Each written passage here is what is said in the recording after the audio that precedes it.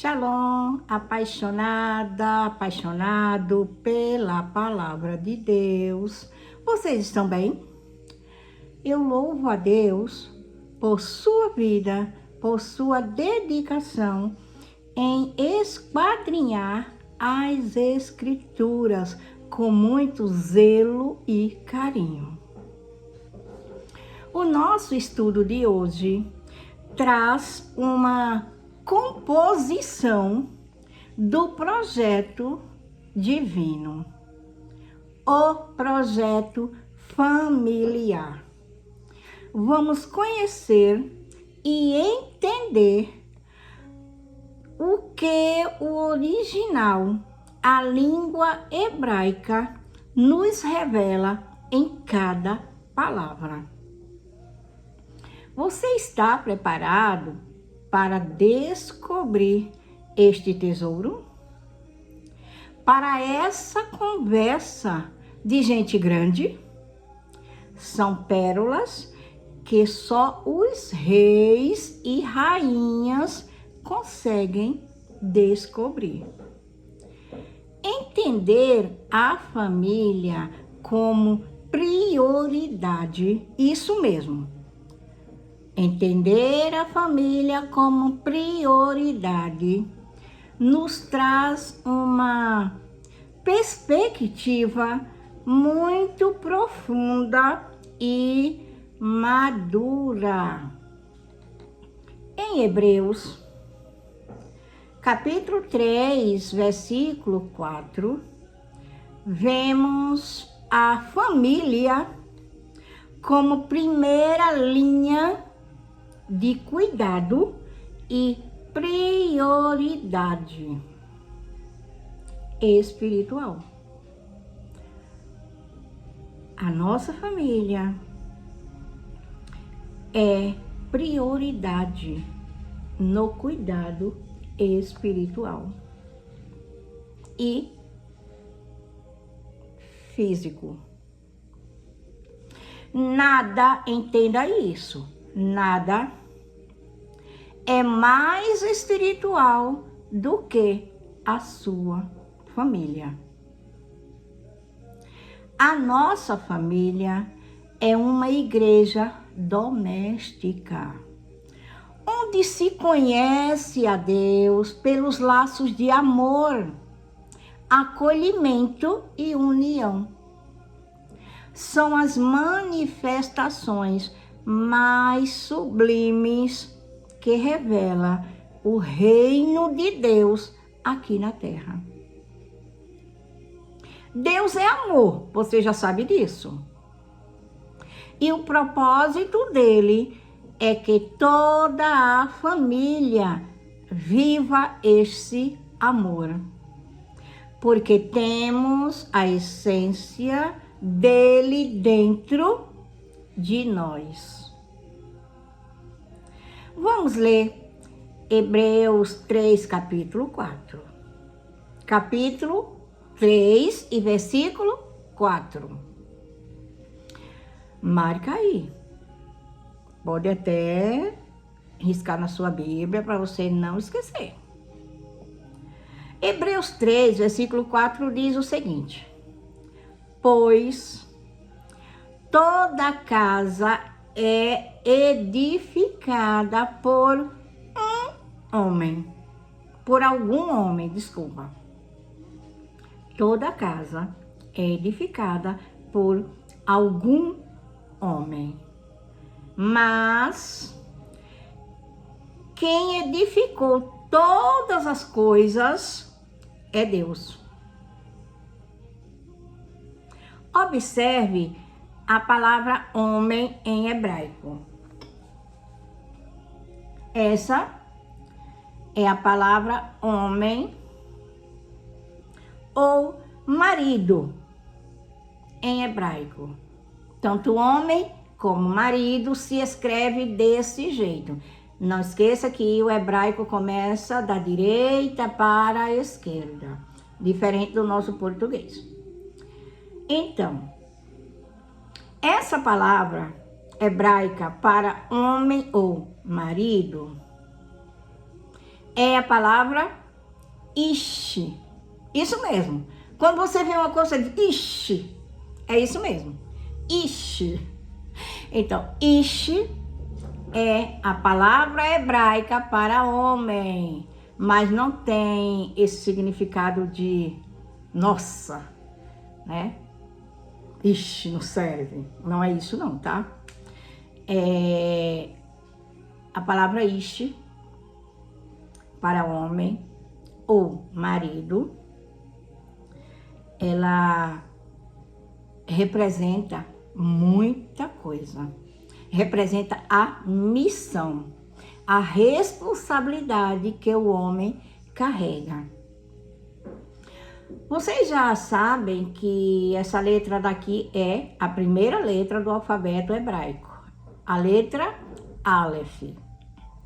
A letra Aleph, por si só, ela representa Deus. Então, o homem tem Deus dentro dele. Deus fez o homem com ele dentro dele. Entende? Quando ele soprou, então Deus colocou ele dentro dele. O espírito dele dentro do homem. Entende? Então, essa letra, ela representa autoridade, representa força, representa liderança. Sabe? Aquele que carrega o peso principal. Isso mesmo. É aquele que carrega o peso principal da carga, da responsabilidade. Então, o homem, a letra Aleph, representa que o homem é aquele que carrega o peso principal da família. Você entende? Essa letra é Yud, a menor letra do alfabeto hebraico, Yud. Essa letra Yud representa a mão, a ação, aquilo que fazemos. Entende? Significa aquele que age, aquele que põe a mão na massa, que se move para que as coisas aconteçam para o bem da sua família. Então, o homem é aquele que se move para fazer as coisas acontecer ao bem da sua família. Essa é a letra Shin. A letra Shin. A letra Shin significa energia, fogo, força. Então, o conjunto da palavra Ish, o conjunto da palavra homem, palavra marido, é aquele que tem a responsabilidade de liderar, agindo com energia, trabalhando, pondo a mão na massa para que a sua família seja edificada e protegida, sabendo que Deus é o Criador. Deus é o Criador de todas as coisas. Entendendo que o homem não é dono de nada. Ele é apenas mordomo. Vocês sabem o que é mordomo? É um cuidador, alguém que zela, alguém que provê, entende? É um cuidador físico e emocional. A emoção da esposa depende, a saúde emocional da esposa depende de como ela é tratada pelo seu marido.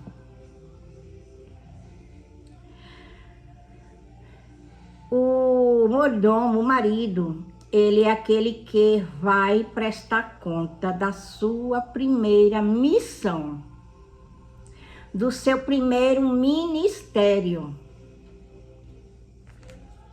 Ixi, homem, marido, não deixem a sua esposa sentir-se sozinha, sem afeto, sem diálogo dentro do seu lar.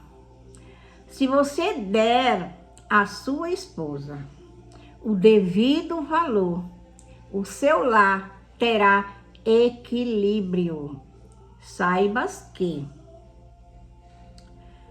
a prosperidade do seu lar depende da saúde emocional da sua esposa, do cuidado que você dedica a ela. Você entendeu isso? Antes de tentarmos construir grandes projetos profissionais, ministeriais ou sociais, a nossa primeira responsabilidade de mordomia é com a casa que Deus nos confiou para gerenciar. Se Deus é o construtor, o nosso lar deve ser o primeiro lugar onde o governo de Deus é estabelecido. Em Gênesis, capítulo 2, e versículo 15, diz o seguinte: diz que Adão recebeu a incumbência de cultivar e guardar o jardim do Éden. O cultivar a terra, entenda, o cultivar a terra é o trabalho que gera a provisão. É o trabalho que gera a provisão. É o homem que traz a provisão para dentro de casa. Provisão física, provisão no físico, que é alimento, bem-estar, entende? E a provisão espiritual. E tem a responsabilidade de guardar e proteger a sua esposa e seus filhos. Proteger no sentido físico, estar na linha de frente para que nada aconteça com sua esposa e com seus filhos, e proteger as emoções. Não faz sentido zelar pela casa dos outros, ou ministério, ou trabalho, e deixar a sua casa desabar e para baixo, ser destruída por falta de cuidado, provisão e proteção. Quem são as pessoas que estão conosco no dia a dia? A nossa família. Priorizar a nossa família significa entender que o discipulado mais importante acontece na mesa do jantar, na hora das refeições, na conversa antes de dormir, no escutar.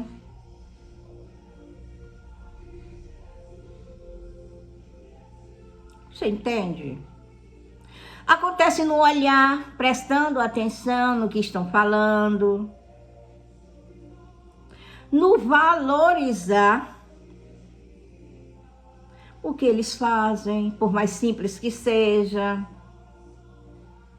No compartilhamento de tarefa, a tarefa da casa não é só da esposa, o marido também tem uma porção, ele também tem incumbência de ajudar.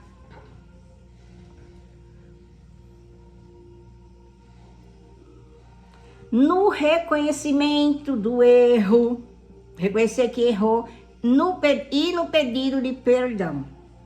Eu errei, eu reconheço, eu peço perdão. Para que o nosso lar tenha harmonia, tenha paz. Nós somos os guardiões espirituais uns dos outros dentro do lar.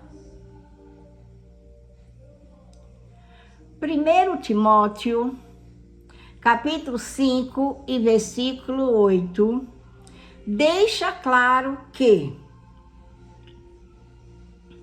vamos ler, se não temos cuidado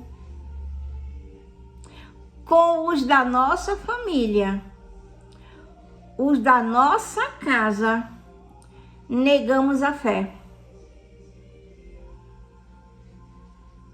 E olha a conclusão que Deus diz. Que Deus tem, desses que não têm cuidado, primeiro, dos seus familiares, dos seus filhos, da sua esposa. Deus diz que somos piores que o infiel. No termômetro do céu.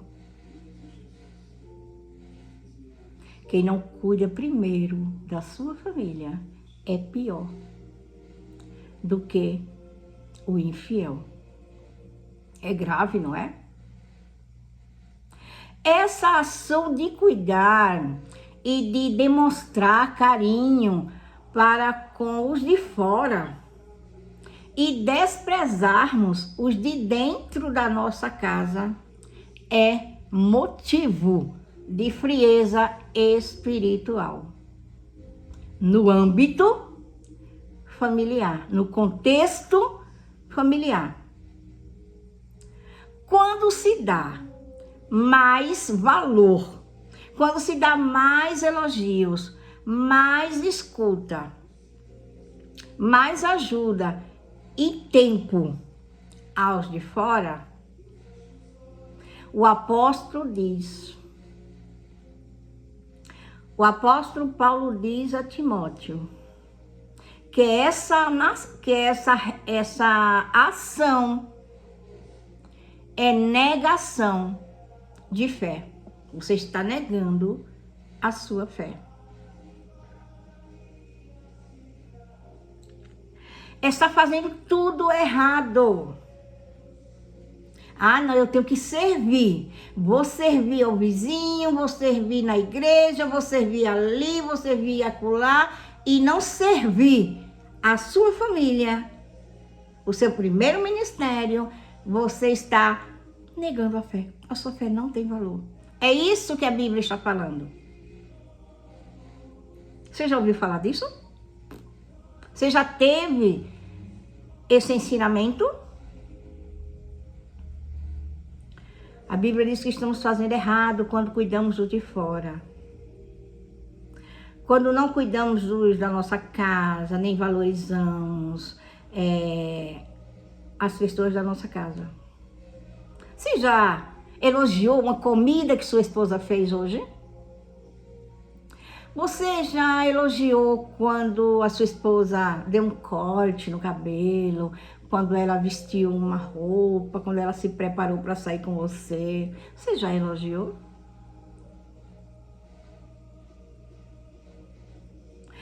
Quando você assiste, quando você vê alguma coisa na mídia, no celular, né?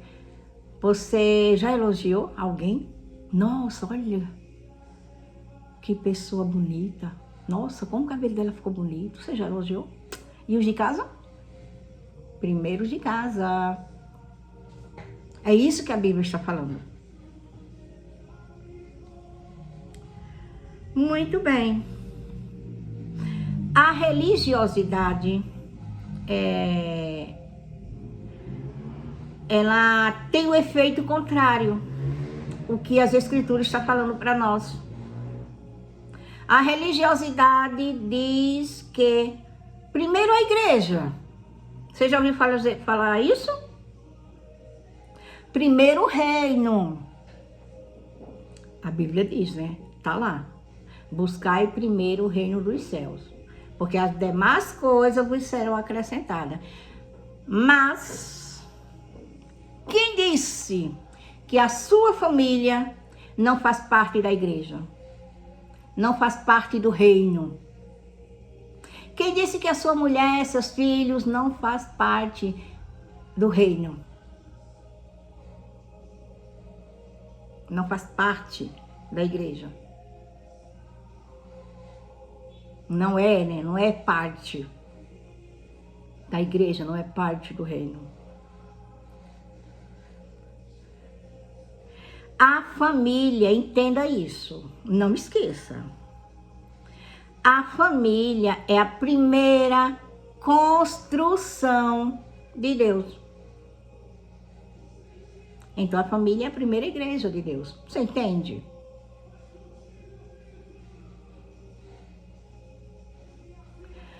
Não existe igreja forte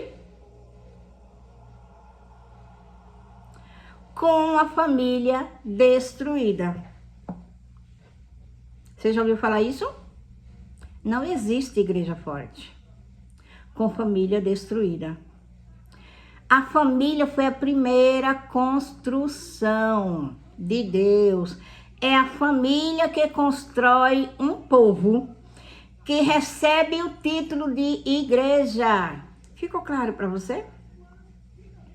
O nosso lar, a nossa casa é um altar de hospitalidade e de cuidado mútuo, um cuidando do outro, um sendo generoso com o outro, hospitaleiro, né, com o outro.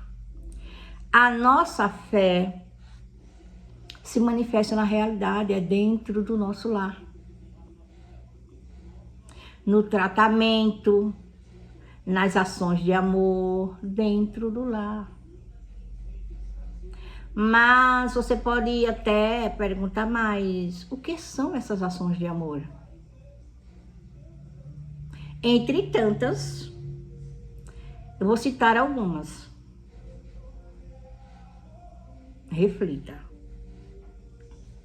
Ações de amor é a conexão, sabe, um alinhamento. É um diálogo, uma conversa, é um apoio, um apoiando o outro, é um acolhimento. Às vezes, tem pessoas que preferem acolher os de fora e relaxa com os de casa. Então, a nossa família é quem é para receber o melhor amor, o melhor diálogo, o melhor apoio, o melhor acolhimento, entende? Ações de amor também é compartilhar a experiência, é falar como foi o seu dia, no trabalho, na escola, sabe, o seu dia a dia, é motivar, é valorizar, é curtir as conquistas, é expressar sentimentos de felicidade ou até mesmo de tristeza quando algo não deu certo, entende? É expressar angústia por conta de uma situação que alguém da sua família está passando. É celebrar as vitórias, você já, nossa, glória a Deus, você conseguiu esse emprego, nossa, que bom, glória a Deus, obrigado, Jesus, porque meu filho conseguiu passar nos estudos, minha esposa conseguiu bons resultados nos exames. Você é curtir as conquistas, é expressar sentimentos de felicidades, de tristeza, como eu já falei, é não criticar os fracassos, é incentivar, dizer não deu certo dessa vez, continua lutando, vai em frente, vai dar certo na próxima, é incentivar, é brincar, faz parte do cotidiano. É passear, nem que seja para perto, para uma pracinha perto, um shopping pertinho. É tomar um sorvete. É sorrir. É ouvir. Tem pessoas que dão ouvido às outras pessoas, mas não dão ouvido para as pessoas dentro de casa. É encorajar sem críticas. É não desprezar. É não comparar a esposa com uma outra mulher. É comparar o marido com tal homem. É comparar um filho com o outro filho. É comparar a sua filha com a filha de outra pessoa. Não existe comparação no âmbito familiar. Não existe comparação, porque cada pessoa é diferente. Deus fez cada pessoa diferente. Nós temos uma digital diferente. Deus me fez e jogou a forma fora. Não existe ninguém que se compare a mim. Você entende? Ações de amor é dividir as tarefas da casa. Ninguém é empregado de ninguém. Mas que peça com carinho, combinando. Entende? Porque ninguém é obrigado a ninguém. E dependendo da sua forma de falar, ou vai transmitir uma ordem, ou vai transmitir uma ajuda, uma parceria, entende? Você tem praticado essas ações de amor com a sua casa? As ações de amor é um cumprimento da missão que Deus confiou a nós pais. E o descumprimento desse mandamento é desobediência a Deus. E agora? E agora? Se eu não pratico ações de amor com os da minha casa, eu estou sendo desobediente. É aonde muitos perguntam, onde eu estou errando? Eu fiz tudo certo, não estou entendendo. Eu oro, eu jejuo, eu faço tudo, mas as coisas não acontecem. As coisas não mudam. Cadê as ações de amor? Que é um mandamento de Deus.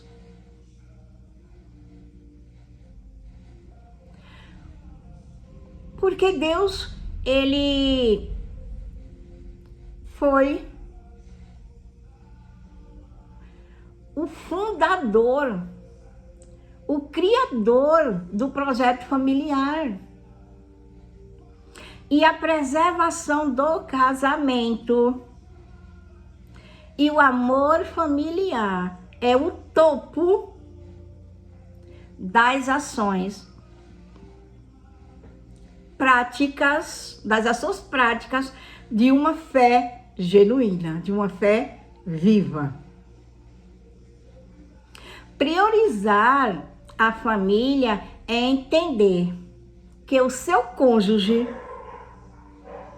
que a sua esposa, que o seu esposo, o seu casamento e os seus filhos não podem receber as suas migalhas, as suas sobras. as migalhas do seu tempo, as migalhas do seu salário, as migalhas das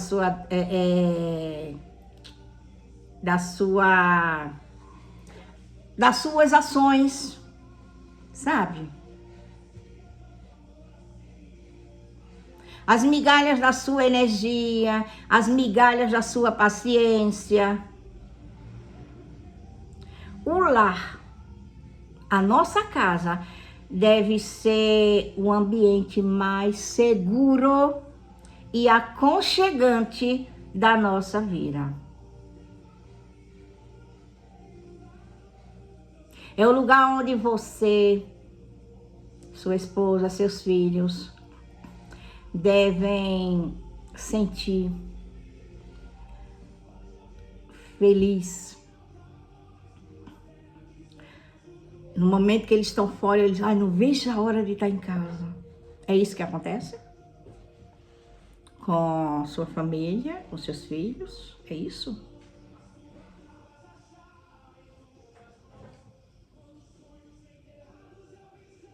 Muitas vezes, a pressa de fazer a obra de Deus, de servir fora de casa, achando que a obra de Deus é só na igreja, é só fora de casa, corre-se o risco de negligenciar a família. Eu falo isso com muito temor e tremor. Porque o que as escrituras falam, a gente tem que ter muito zelo e praticar, para não vivermos em desobediência. E às vezes na corrida de ganhar os de fora.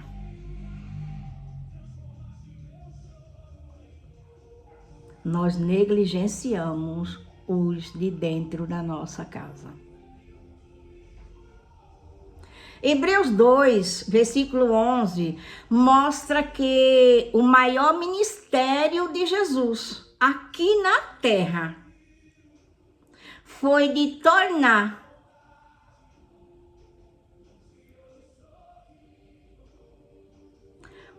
tornar-se o nosso irmão mais velho, para trazer de volta a família de Deus.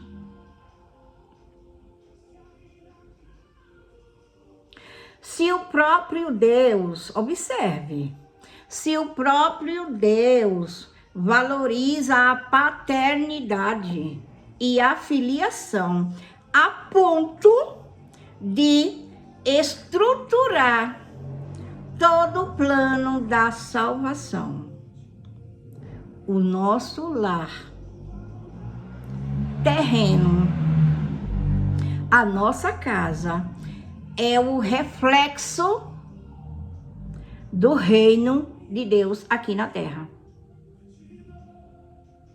Quando lemos o livro de Timóteo, percebemos a família como prioridade. Como algo inegociável. Com prioridade inegociável. Nada tem mais valor. As coisas têm preço, mas a nossa família tem valor. Não se troca, não se vende, não se compara. Se cuida e se vive. E que a nossa família deve ser a nossa primeira missão, que é a nossa primeira construção do legado familiar. A fé de Timóteo não nasceu na igreja, nasceu em sua casa. Ele foi forjado no ambiente mais íntimo e discreto. O seu lar, a sua casa. Segundo Timóteo, capítulo 1, versículo 15, diz o seguinte: trazendo à memória a fé não fingida que há em ti. O apóstolo Paulo falando para Timóteo, né? A qual habitou primeiro em tua avó Lóide. O apóstolo Paulo está dizendo que a fé de Timóteo era não fingida, porque ele aprendeu com sua avó Lóide, porque essa mesma fé estava, era a fé da avó dele, a avó Lóide. Você entende? E sua mãe, Eunice.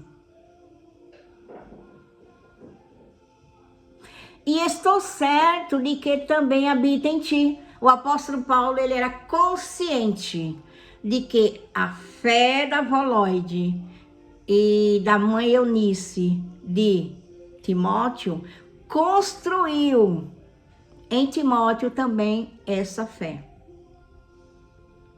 Mesmo Timóteo tendo um pai grego, um pai que não era presente na fé, não é no cuidado material, ele não era presente na fé, porque Lóide e Eunice era judia, né? E Timóteo, e o pai de Timóteo era grego.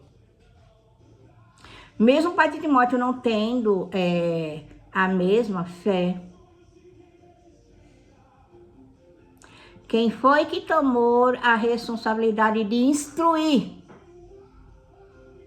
Timóteo nas escrituras desde a infância? A avó e a mãe.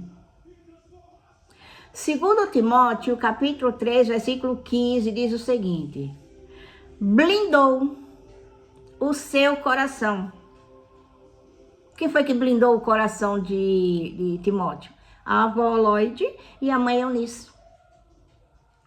Elas assumiram a responsabilidade. Elas não terceirizaram a educação espiritual de Timóteo para a sinagoga. Elas o instruiu no cotidiano, no seio da casa. A maior prova que a família é prioridade é entender que o discipulado mais eficaz não acontece na escola bíblica, não acontece nos cultos, não acontece no ministério infantil. Ela acontece na mesa de casa. Essa é uma das provas. A Bíblia nos ensina. O testemunho da mãe de Timóteo e da avó de Timóteo preparou um dos maiores apóstolos da igreja primitiva.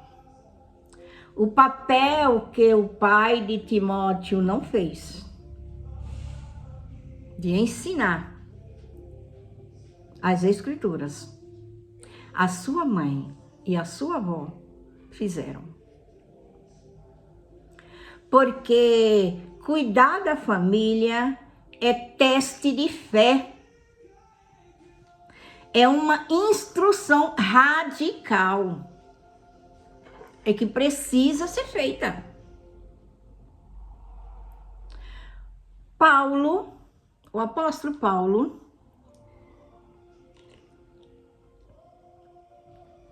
ele dando instruções sobre como a igreja deveria cuidar das viúvas e dos necessitados. Paulo escreve uma das frases mais fortes e chocantes das Escrituras Sagradas sobre a responsabilidade familiar. Observe, Paulo diz o seguinte: Mas se alguém não tem cuidado dos seus, tipo, se alguém não cuida dos que estão dentro da sua casa,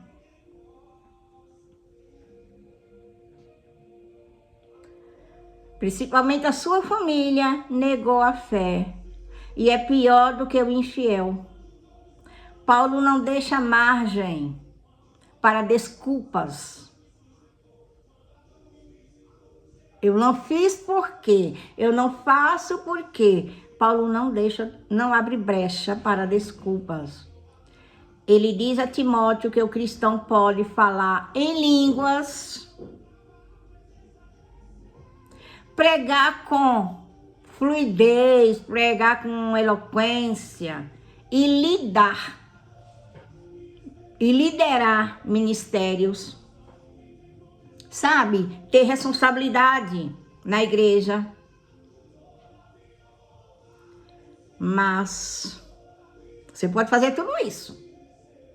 Mas se for negligente, se for omisso, ou seja, se for ausente com as necessidades físicas e emocionais, e espirituais da sua própria casa, a sua fé, a sua crença é nula, é anulada. Cuidar dos seus é o pré-requisito básico da vida cristã. Aos olhos de Deus, o sucesso no trabalho, o sucesso no ministério, jamais justificará o fracasso ou o abandono do cuidado com a família. O cuidado diário com a nossa família o cuidado diário não endurece os corações. Precisamos parar de olhar apenas para os projetos, a reputação, o que os outros veem, sabe? Precisamos parar de olhar o que está fora do nosso lar e começarmos a enxergar as necessidades reais de quem estão dentro da nossa casa, de quem estão debaixo do nosso teto. A nossa família é um altar. Você entende o que é isso? A nossa família é um altar cotidiano, onde, sabe aquele altar que a gente tem que reparar, que a gente tem que ajustar, que a gente tem que cuidar? A nossa família é um altar diário. O cuidado se manifesta no hoje, na exortação mútua, no dia a dia, uma exortação diária, protegendo o coração do cônjuge e dos filhos contra o esfriamento espiritual.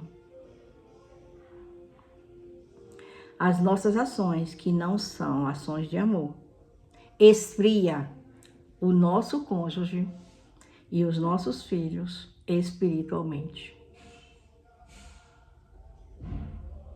Essa é a questão de muitos que estão dentro da nossa casa não querer saber de Deus.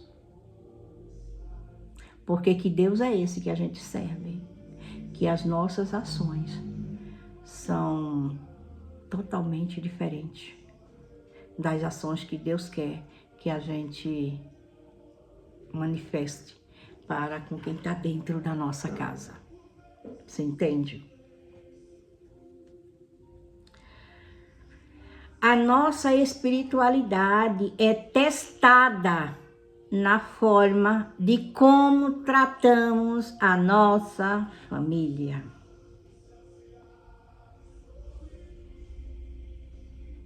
O legado mais bonito que podemos deixar para a nossa família não é uma grande obra pública, mas a fé não fingida, que passa de geração em geração, igual a avó Lloyd e a mãe Eunice de Timóteo gerou dentro dele. O seu ministério e o seu trabalho, pense nisso. Você pode até anotar isso aí, essa reflexão. O seu ministério, o seu trabalho são o que você faz. As obras que você faz. O casamento, o seu cônjuge e seus filhos são o que você é. É grave, não é? É sério.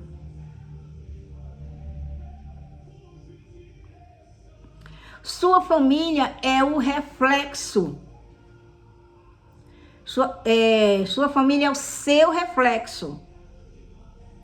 Deus nunca vai pedir para você sacrificar quem você é. Ou seja, sacrificar seu cônjuge, sacrificar seu filho no altar do que você faz. No altar do seu ministério e do seu trabalho. Deus não vai pedir isso. Para você sacrificar seu cônjuge, seus filhos. Para você fazer a obra dele fora de casa. Você está entendendo? No início do nosso estudo, falamos, né? Que o estudo de hoje era para gente grande. Para gente madura. Para reis e rainhas. Vocês lembram? Pois bem. É isso mesmo. Deus é a fonte de tudo. Você não manda em nada. Você só administra. Deus é a fonte de tudo. Sem Ele, a casa não se sustenta. Onde está escrito isso? No Salmo 127, versículo 1. O cônjuge, o seu casamento, é a base familiar. Marido e mulher se tornam uma só carne. Gênesis 2, 24. Se eu e meu esposo nos tornamos uma carne só, isso quer dizer que não temos nada a esconder um do outro. Você entende? É isso que a Bíblia está falando. Os filhos, um dia, eles vão casar, vão morar longe, entende? Eles vão formar a sua própria família.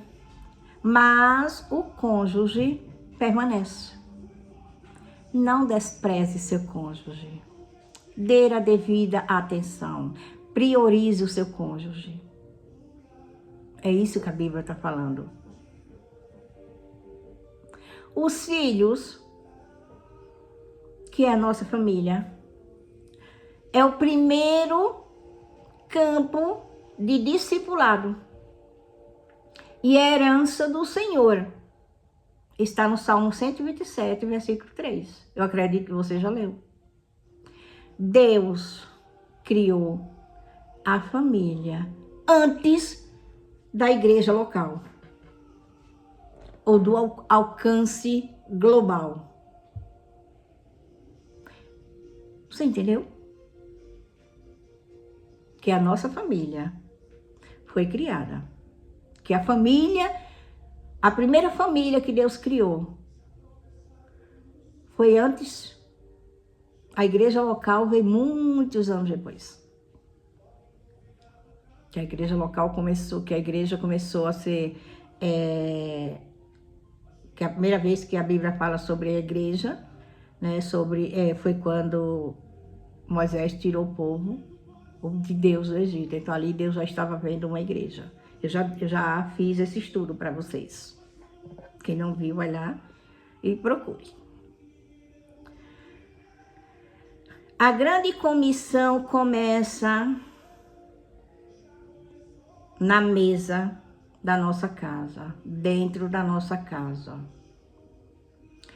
O lar é o ambiente principal, onde a fé é moldada, onde a fé é construída, onde a fé é fortificada, onde a fé é testada e transmitida para as próximas gerações. Onde está isso? Está escrito em Deuteronômio, capítulo 6, versículo 6 e 7.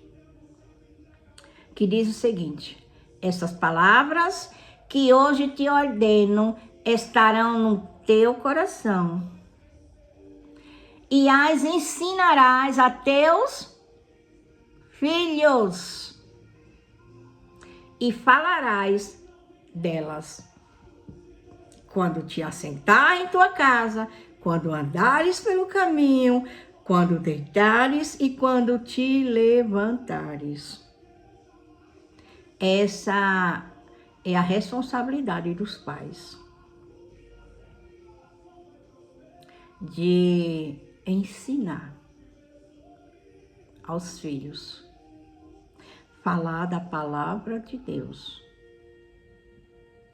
Quando sentar em casa, quando estiver sentado em casa, quando estiver andando pelo caminho, passeando, quando estiver deitando, quando estiver se levantando, essa é a responsabilidade dos pais. Abrindo um parêntese aqui, o que tem roubado o seu tempo de ensinamento, de diálogo no seu lar? O que tem roubado?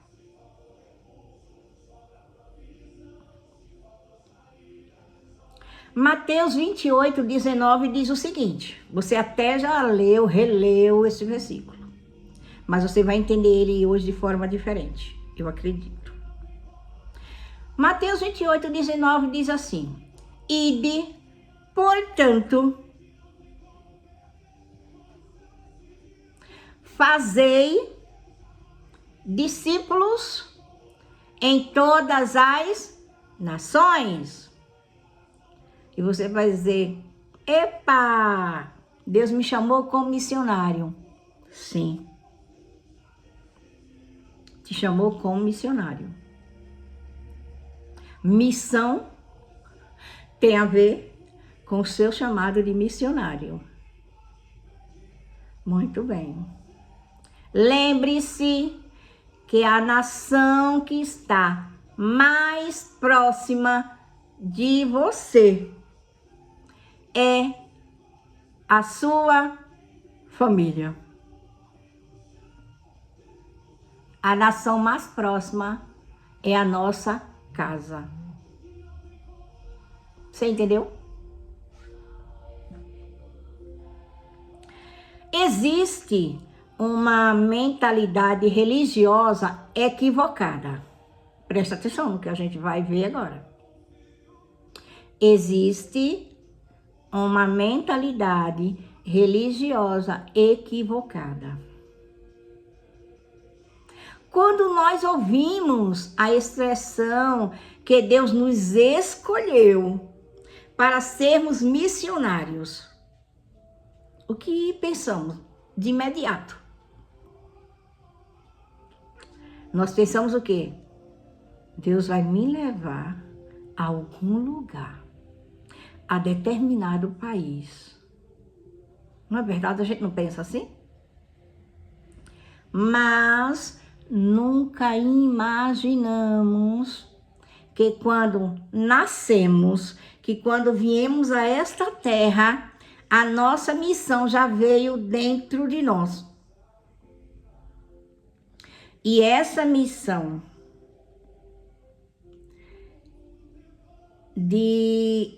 a missão que temos é que em todas as nossas ações, durante toda a nossa vida aqui na Terra, a nossa missão é de apresentar e representar o reino de Deus, a nossa família, a nossa essência espiritual, em nosso corpo material, que são as nossas ações de amor. O que fazemos, a forma que nós agimos, que nós tratamos os nossos familiares.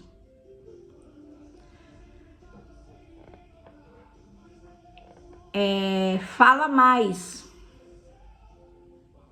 do que os nossos sermões.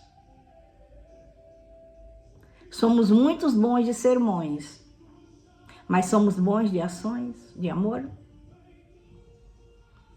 O apóstolo Paulo deixa escrito em sua carta, em 2 Coríntios, capítulo 3, versículo 2 e 3, diz o seguinte: eu e você, somos as cartas vivas. Sabe as cartas escritas? Aí Paulo está dizendo as cartas vivas, escritas pelo Espírito de Deus em nossos corações. Gente, se a gente não tem expressões de amor, que carta? Quem escreveu essa carta de ação, de desamor em nossos corações? Não foi o Espírito Santo, não. Você entende? Voltando ao texto, né? Que nós somos as cartas vivas escritas pelo Espírito de Deus em nossos corações, para que o amor e a sua mensagem sejam conhecidas e lidas por todas as pessoas. Isso fala das nossas ações. Que mensagem nós estamos passando quando estamos no âmbito familiar?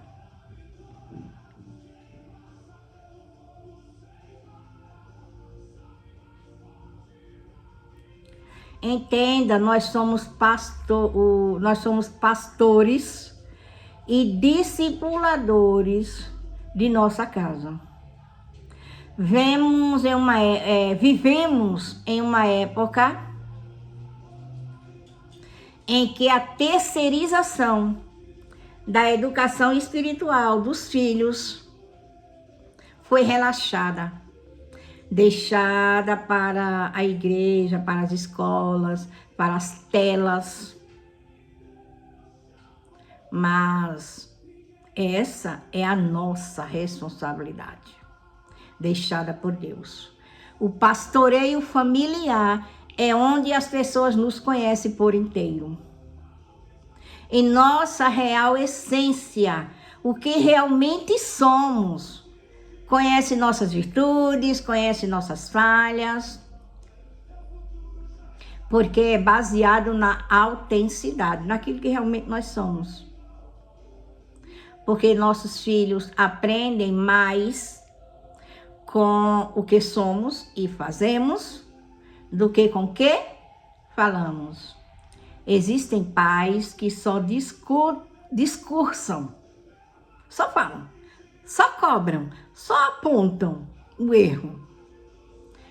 Isso só vai construir uma rigidez emocional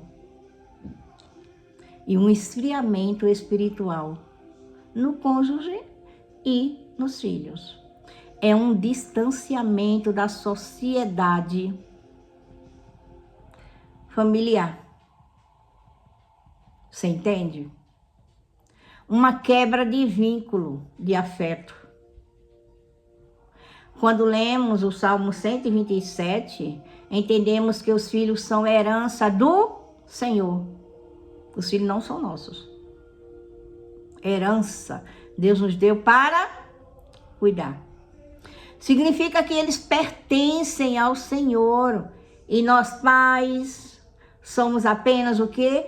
Mordomos, administradores temporais. E como mordomos, precisamos cuidar, precisamos ensinar com muito zelo e amor. Porque Deus, o Senhor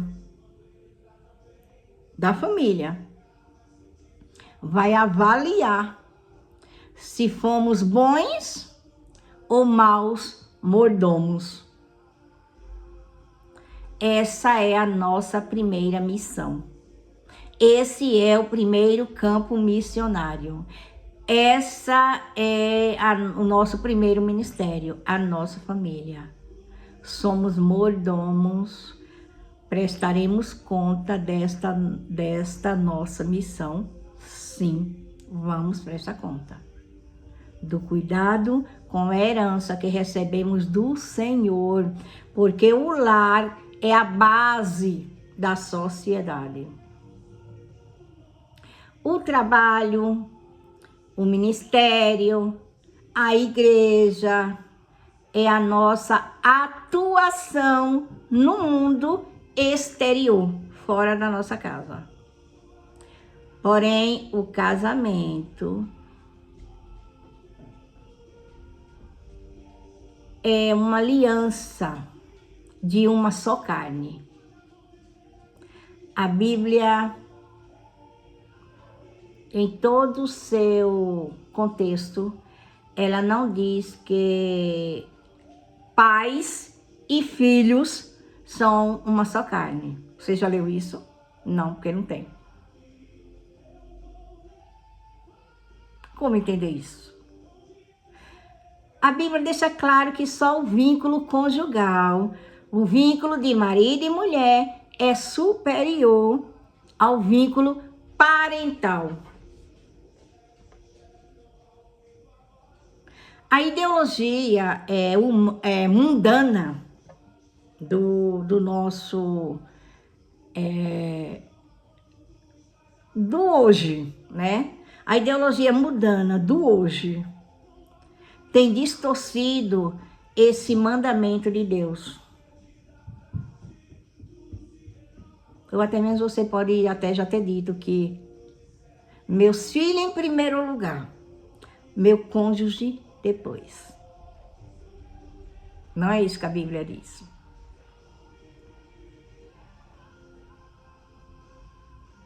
Você entende? Não que um seja mais especial do que o outro, não é isso. Quer dizer que a demanda de respeito, de cuidado é diferente. A prestação de conta é diferente. Você entende? O melhor presente para os filhos é o casamento sólido dos pais. Os filhos florescem, os filhos dão fruto, os filhos prosperam quando eles se sentem seguros, quando eles veem que o pai e a mãe, que o pai ama a mãe e o pai respeita, e a mãe respeita o seu pai. A estabilidade emocional deles depende da saúde do casamento dos pais. Muitos filhos hoje são doentes emocionais por causa que o casamento dos pais foram um casamento doentio.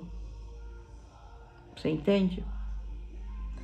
Muitas reações dos filhos hoje são um reflexo de como foram o casamento dos pais.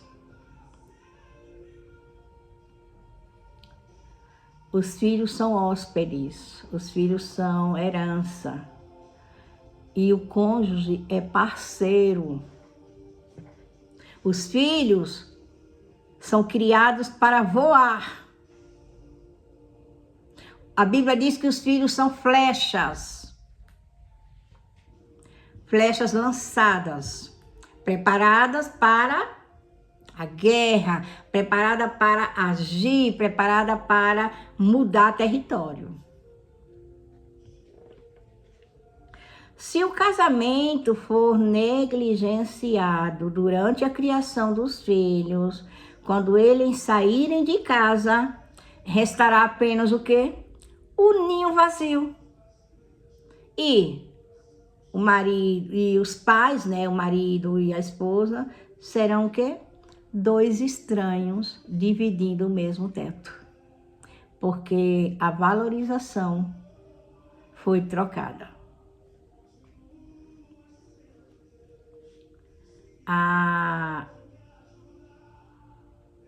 Os respeitos, né?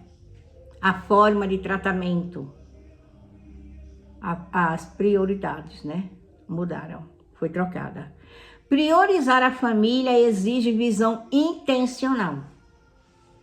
Significa olhar para dentro de casa e conseguir enxergar sinais de cansaço no cônjuge. Sabe? Você olhar e perceber que seu marido está cansado, que sua esposa está exausta.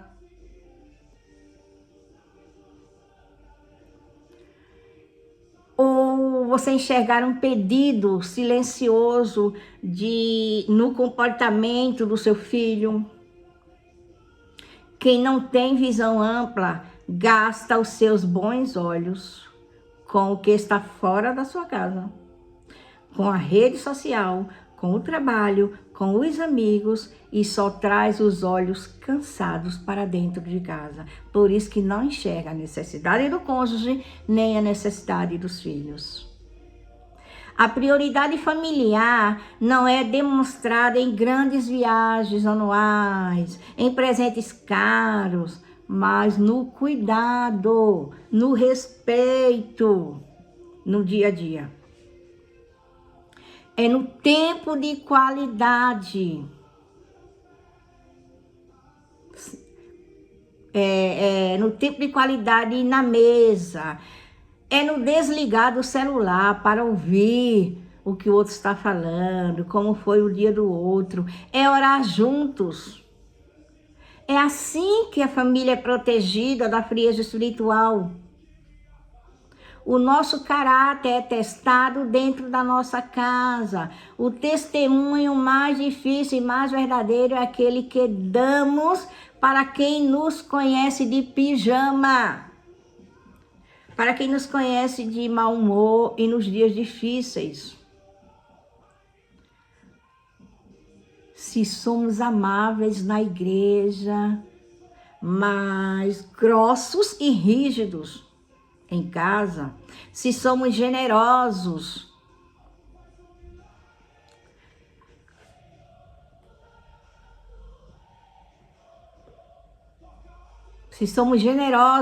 na rua e pães duros com os nossos da nossa casa. A Bíblia afirma que a nossa fé perdeu a validade quando nós valorizamos mais os de fora do que os da nossa casa. Como Paulo disse a Timóteo, o cuidado com os nossos é a prova do nosso discipulado, do nosso cristianismo. Se sua fé,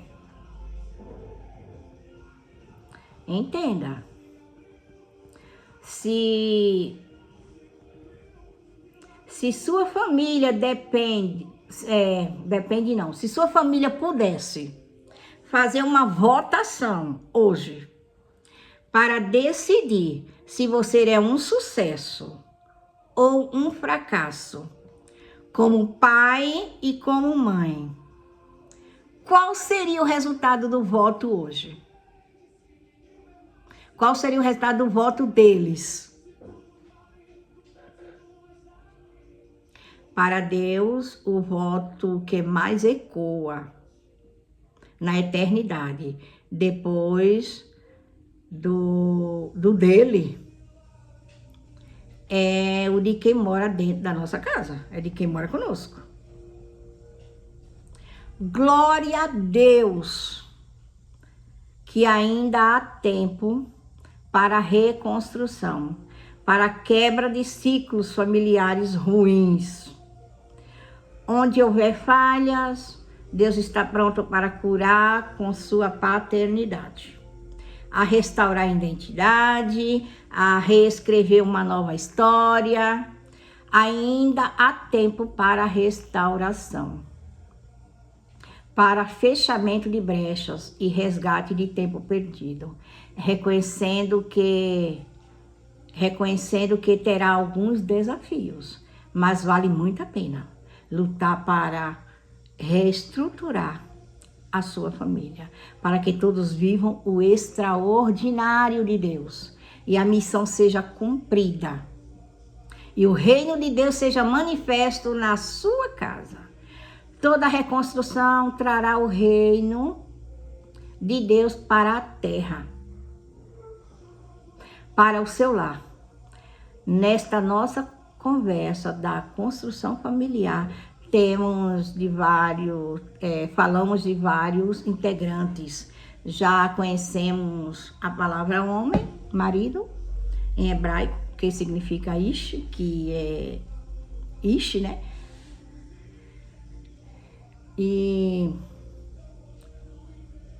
na próxima aula, eu prometo, nós falarmos dos outros. Está aqui prontinho, ó, tá aqui prontinho, mas essa aula tá muito extensa.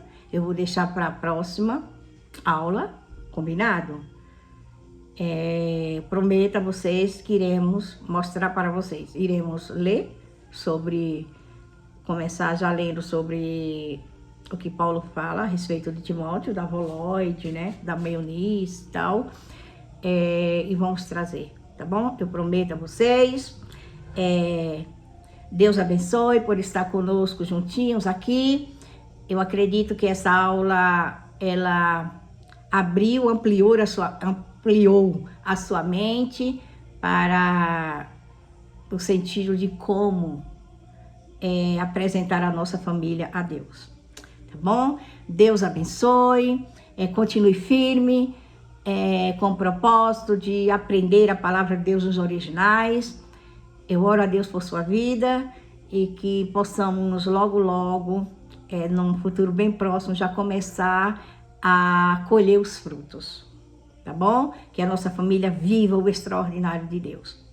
Te aguardo na próxima aula, para a próxima pérola. Curta, compartilhe, comente o que você não sabia aí nos comentários, se essa aula te abençoou, tá bom? Deus abençoe. Shalom, shalom.